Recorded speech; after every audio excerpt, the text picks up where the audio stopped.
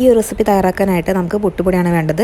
ഞാനിവിടെ 1.5 കപ്പ് പുട്ടുപൊടിയാണ് എടുക്കുന്നത്. ഏത് ബ്രാൻഡിൻ്റെ പുട്ടുപൊടി വേണമെങ്കിലും എടുക്കാവുന്നതാണ്. ഇനി നമ്മൾ എന്ത് ചെയ്യുന്നത് വെച്ച് കഴിഞ്ഞാൽ അതിലേക്ക് കുറച്ച് തേങ്ങയും ചെറിയുള്ളിയും അതുപോലെ തന്നെ പെരുംജീരകവും ചെറിയ ജീരകവും കൂടി ചേർത്ത് ഒന്ന് ഒതുക്കിയെടുക്കാം. എന്നിട്ട് നമുക്കതിലേക്ക് മിക്സ് ചെയ്ത് കൊടുത്ത് പാകത്തിന് ഉപ്പും കൂടി ചേർത്തൊന്ന് മിക്സ് ചെയ്തെടുക്കാം. എന്നിട്ട് ഇനി അതിലേക്ക് നമ്മൾ ചേർത്ത് കൊടുക്കുന്നത് തിളച്ച വെള്ളമാണ് കേട്ടോ. തിളച്ച വെള്ളം തന്നെ ചേർത്ത് കൊടുക്കണം. ആ മാവ് ഒന്ന് ചെറുതായിട്ടൊന്ന് വെന്ത് വരണം, പൊടിയൊന്ന് വെന്ത് വരണം. അങ്ങനെ നമ്മൾ അത് നന്നായിട്ടൊന്ന് മിക്സ് ചെയ്ത് കൊടുത്തിട്ട് നമ്മൾ എന്തെന്ന് വെച്ചാൽ അത് കുഴച്ചെടുക്കണം.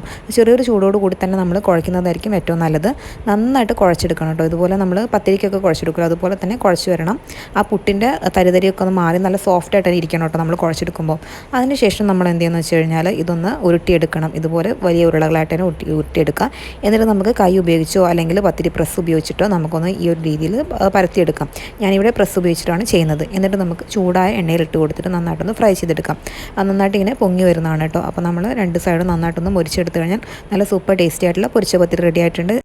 അടുത്ത റെസിപ്പി എന്ന് പറയുന്നത് നമ്മൾ പുളിപ്പിക്കാതെ ഇൻസ്റ്റൻ്റായിട്ട് തന്നെ തയ്യാറാക്കി എടുക്കാൻ പറ്റുന്ന നല്ല മുരിഞ്ഞ ദോശേൻ്റെ റെസിപ്പിയാണ്. നമുക്ക് അപ്പം തന്നെ ഉണ്ടാക്കിയെടുക്കാൻ പറ്റും. മാവ് ഉണ്ടാക്കി അപ്പം തന്നെ ഉണ്ടാക്കിയെടുക്കാൻ പറ്റും.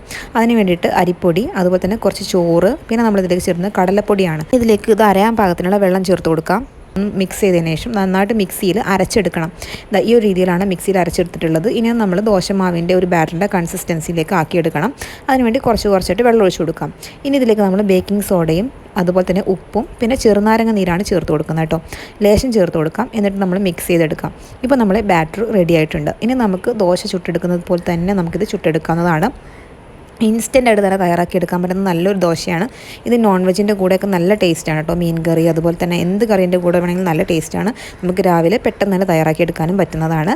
അപ്പോൾ പിന്നെ നെയ്യൊക്കെ വേണ്ടവർ ഇതുപോലെ ചെയ്തിട്ട് നന്നായിട്ട് ക്രിസ്പിയാക്കി എടുത്തു കഴിഞ്ഞാൽ സൂപ്പർ ടേസ്റ്റ് ആയിട്ടുള്ള നല്ലൊരു ദോശയാണ്. ആ കടലമാവിൻ്റെ ടേസ്റ്റാണ് കേട്ടോ ആ ദോശനെ ഡിഫറെൻ്റ് ആക്കുന്നത്. ഇനി നമുക്ക് അടുത്ത റെസിപ്പി എന്ന് പറയുന്നത് നമുക്കതിന് വേണ്ടി ഒരു പാത്രത്തിലേക്ക് നമ്മൾ ആട്ടപ്പൊടിയാണ് എടുത്ത് കൊടുത്തിരിക്കുന്നത്. അതിലേക്ക് നമ്മൾ കുറച്ച് റവയും കുറച്ച് മൈദപ്പൊടിയും പാകത്തിന് ഉപ്പും അതുപോലെ തന്നെ കുറച്ച് ഓയിലാണ് ചേർത്ത് കൊടുക്കുന്നത്. അതും കൂടെ ചേർത്ത് നന്നായിട്ടൊന്ന് മിക്സ് ചെയ്ത് കൊടുക്കാം. ഇനി നമുക്ക് ഇതിലേക്ക് ഇളം ചൂടുവെള്ളം കേട്ടോ. നമ്മൾ കൈയിട്ടൊന്നും പൊള്ളാത്ത രീതിയിലുള്ള ഒരുപാട് ചൂട് വേണമെന്നൊന്നുമില്ല. പച്ചവെള്ളം ആയാലും കുഴപ്പമില്ല. ഞാൻ പച്ചവെള്ളം വെച്ചിട്ടും ചെയ്യാറുണ്ട്. അപ്പോൾ ഇളം ചൂടുവെള്ളം ഒഴിച്ച് കൊടുത്തിട്ട് നമ്മൾ നന്നായിട്ടൊന്ന് കുഴച്ചെടുക്കാം.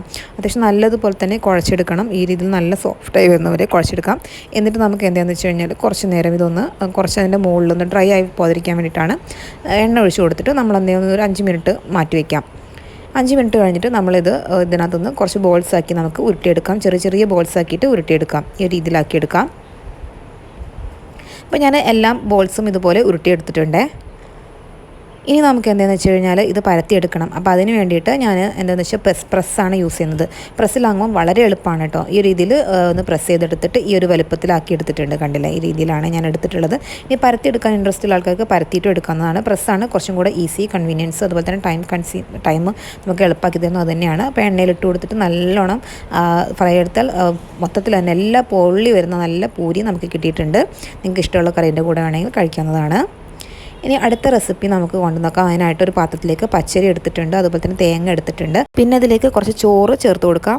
കുറച്ച് ഈസ്റ്റ് ഇട്ട് കൊടുത്തിട്ടുണ്ട്, പഞ്ചസാര ഇട്ട് കൊടുത്തിട്ടുണ്ട്, അതുപോലെ തന്നെ തേങ്ങേൻ്റെ വെള്ളവും ചേർത്തിട്ടുണ്ട്. പിന്നെ നമ്മളിതിലേക്ക് ചേർത്ത് കൊടുക്കുന്നത് കുറച്ച് വെള്ളം, നോർമൽ വെള്ളം എടുത്തിട്ട് നമ്മൾ ഓവർനൈറ്റൊന്ന് ഫെർമെൻറ്റ് ചെയ്യാൻ വെക്കാം. രാത്രി മുഴുവൻ വെക്കണം. അതിനുശേഷം രാവിലെ നമുക്ക് ഇതൊന്ന് അരച്ചെടുക്കാം. രാവിലെയാണ് നമ്മൾ അരച്ചെടുക്കുന്നത്. എന്നിട്ട് നമ്മൾ അരച്ചിട്ട് ഇത് ഒരു 10-15 മിനിറ്റ് നമ്മളിപ്പോൾ കറിയൊക്കെ നമ്മൾ തയ്യാറാക്കുമല്ലോ, ആ ഒരു ടൈമിന് മുന്നേ നമ്മൾ അരച്ച് വെച്ചാൽ കറിയൊക്കെ ആയി വരുന്ന സമയത്തേക്ക് ഇത് നന്നായിട്ട് ആയി കിട്ടിയിട്ടുണ്ടാവും. ജസ്റ്റ് ഒന്ന് ഒരു 15 മിനിറ്റ് ഒന്ന് വെച്ചാൽ മതിയാകും.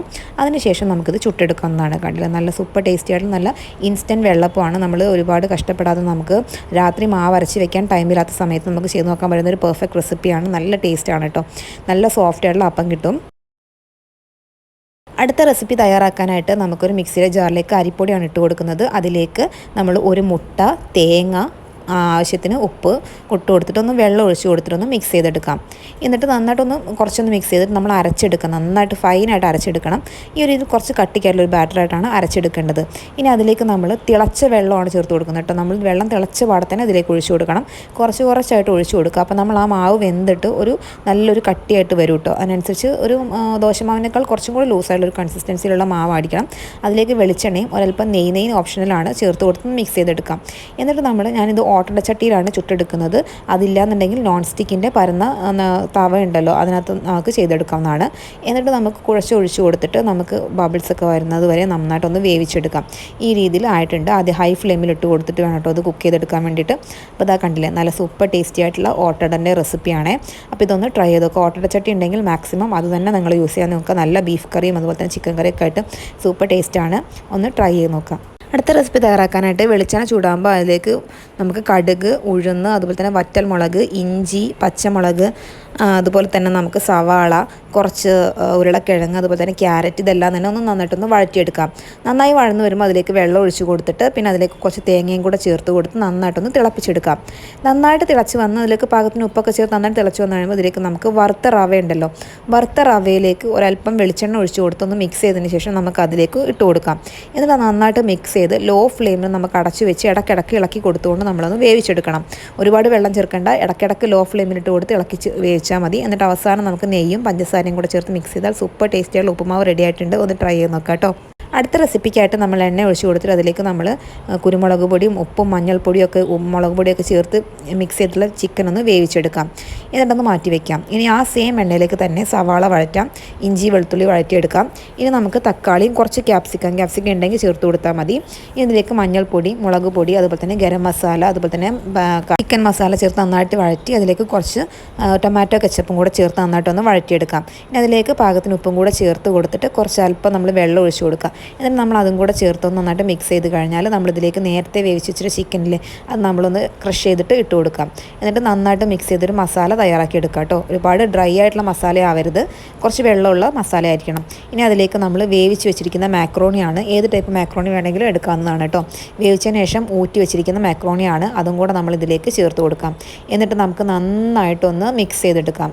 ഈ ആവശ്യത്തിന് പാകത്തിന് ഉപ്പും മല്ലിയിലയും ചേർത്ത് കൊടുത്തിട്ട് നന്നായിട്ടൊന്ന് മിക്സ് ചെയ്തിട്ട് എടുക്കാവുന്നതാണ് കേട്ടോ.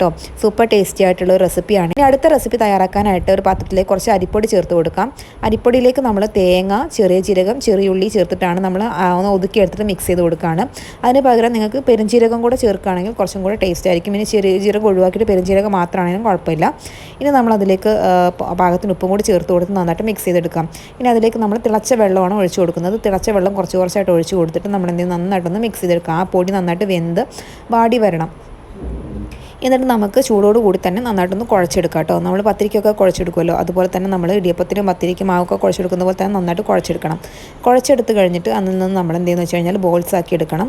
എന്നിട്ട് ആ ബോൾസ് നമ്മൾ കുറച്ച് കട്ടിയിൽ തന്നെ പരത്തിയെടുക്കണം. അപ്പോൾ ഈസി മെത്തേഡ്, പ്രസ് പരത്താൻ ഇല്ലാത്തവർക്ക് ഇതുപോലെ 2 പേപ്പറുകൾ വെച്ചിട്ട് അതിൻ്റെ മുകളിൽ നമ്മൾ പ്ലേറ്റ് വെച്ച് അമർത്തിയാൽ നമുക്കത് എടുക്കാൻ പറ്റും കേട്ടോ. പ്രസ് ഉണ്ടെങ്കിൽ അതാണ് ഏറ്റവും ബെസ്റ്റ്.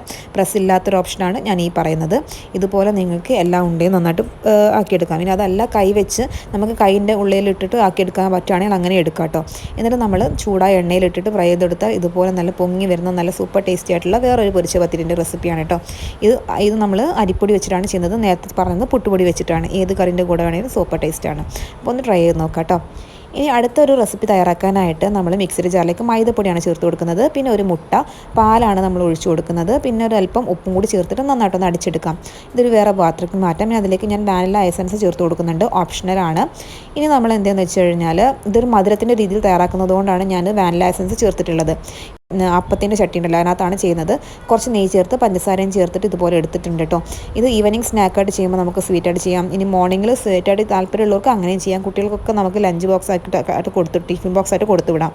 അപ്പോൾ ഞാനിപ്പോൾ ഇത് ഇങ്ങനെ മധുരം രീതിയിലാണ് ചെയ്യുന്നത്.